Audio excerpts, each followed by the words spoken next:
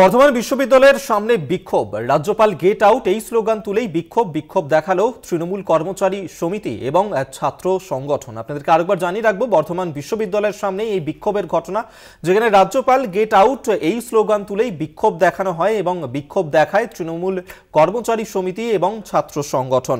রাজ্যপালের কার্টুন ছবি নিয়ে বিক্ষোভ। চন্দন সেনগুপ্ত টেলিফোনে রয়েছেন প্রতিনিধি, বিস্তারিত জানাবে চন্দন।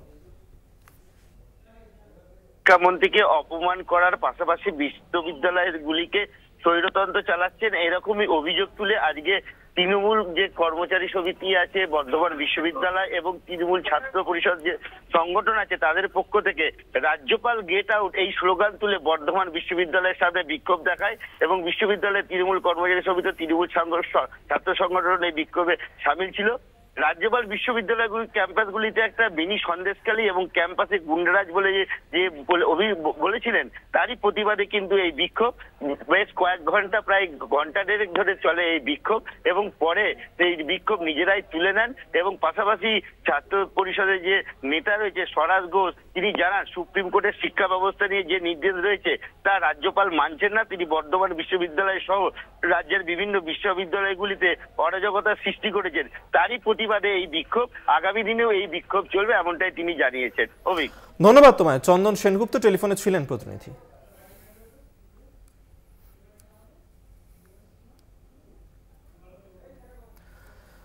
বর্ধমান বিশ্ববিদ্যালয়ের সামনে বিক্ষোভ, রাজ্যপাল গেট আউট এই স্লোগান দিয়ে বিক্ষোভ দেখালো তৃণমূলের কর্মচারী সমিতি ও ছাত্র সংগঠন। রাজ্যপালের কার্টুন ছবি নিয়ে বিক্ষোভ। এবং সুপ্রিম কোর্ট আমাদের অ্যাপেক্স কোর্ট,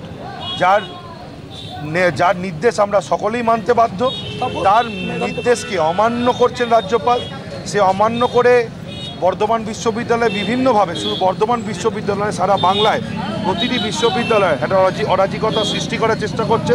তারই প্রতিবাদে আজ আমরা এখানে সকলে মিলে একত্রিত হয়েছি এবং আমরা একটা জিনিস এখান থেকে বলতে চাইছি যে রাজ্যপাল get out from Bengal, get out from student fraternity.